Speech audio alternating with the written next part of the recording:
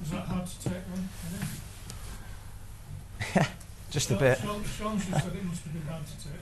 So Just a bit. I think it's so difficult for the players today. I think almost a 3-goal swing against us today, and I think that during the game was too much.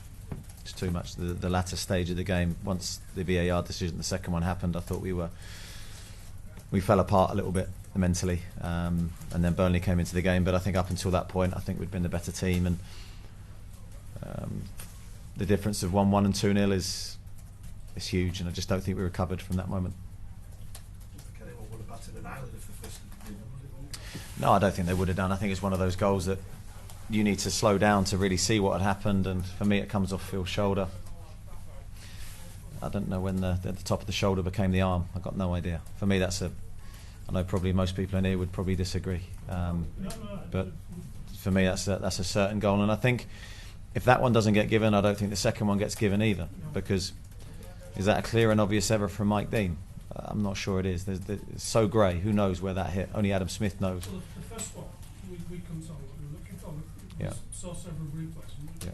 It wasn't obvious what we were looking for. Yeah. So Billing was looking the other way as well. Yeah, but the rules are if it hits your arm in that situation, the goal's not given, but it doesn't hit his arm. So, and then the second one, it's got to be a clear and obvious error, and I don't think it is. And I think it's the double whammy from our perspective is we go up the other end and score, and you know the players have to recover from that moment. Unfortunately, we couldn't. It was too much for us today, but incredibly difficult and tough on us. But you know, I've just been asked several questions before I come in here, and I think the only positive I can give, we have to look at this as extra fuel, extra motivation, that things can be perceived to be going against you, but we have to use it as to create a siege mentality, to create a mentality that is everyone against us in our pursuit to stay in the division. Eddie, is it more frustrating that the match official doesn't actually go to the monitor and have a look himself? I've got no idea when they do and when they don't. For me, Mike, I don't know. Could be saying something out of line with what they've been told, but I felt we should have done if he was, because he's ultimately the guy in charge. He made the decision that it wasn't a penalty. We broke up the other end and scored. That's his call to make, surely, because as I said, even with replays, and I've seen it a few times, it's grey. It's not clear. So then, how can that be given against us? I find it very difficult when the match referee's decision is no penalty. Is there any point in you kind of having a discussion with them about it, or do you just go, well, it's not that I can't affect any sort of change? I don't know the answer to that, to be honest. I don't know what's more beneficial. We clearly have different views, and I don't want to get myself in trouble, so I'll leave it there.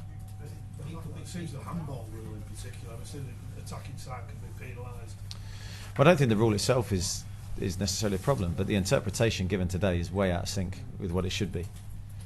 I defy anyone to show me that first one and say that that's a handball. I just don't get. I can't understand it. Sorry, Mike D might be watching match of the day tonight, thinking I've made some mistakes here, or VAR have made some mistakes. He's the actual match official. You know, Yeah, and that's. match official is not making these decisions. Well, Mike didn't give either, did he? So he said the first one was a goal, and he said the second one was a goal for us. So he has to use the technology there. I don't really blame Mike for this. It's the process that the VAR referees made and how he's come to the conclusion that he has. I don't know. Are you a fan of VAR in general? I've always, initially, no, I didn't want VAR in the game at all. I preferred the referees to make the call. And then since it's been introduced, I have become a fan of the offsides, because it's clear, it's black and white. And although you can argue it, it's, well, there you go. There's the proof. Whereas with these instances, I don't like it at all, because you've still got someone who's actually nowhere near Burnley today making the decisions which has basically affected the game. So you can't prepare your side for that sort of disappointment, since you've equalised and then obviously 2-0 down. Yeah, I mean, I've spoke to the players obviously, and I've been slightly critical of how we played from that moment to the end of the game, but my overriding emotion is one of support for them, not to criticise them and berate them for that, because they're human beings and they're having to deal with the things that have happened live in the moment, knowing how important each game is for us. And unfortunately we didn't respond well. It's maybe something for the future for us to look at, but I support them tonight. First half performance, so you'd be pleased with that. Very good, very good. It showed that we're a good team, and there's a lot of ability within the team. Thought we played very well. Better team, created some really good chances. I don't think today we defended particularly well. I will be honest in that assessment. Aaron Ramsdale was overworked for the limited possession that they had. So still stuff for us to work on. But Burnley have shown it can just change in the blink of an eye, can't they, this league? Yeah, I mean Burnley have built momentum. They've got a couple of big results. Beating Leicester here was the turning point for them, and they haven't looked back since. So it shows that it can be done, and we have the ability to do that ourselves. So that's what we'll have to do. Eddie, you're obviously without Nathan Ake and Jefferson Lerma as well today, so I just get a quick update on that. Yeah, so Nathan had a kick to the head in training. Suffered a very mild concussion. I think the rule is that he couldn't play for 5 days.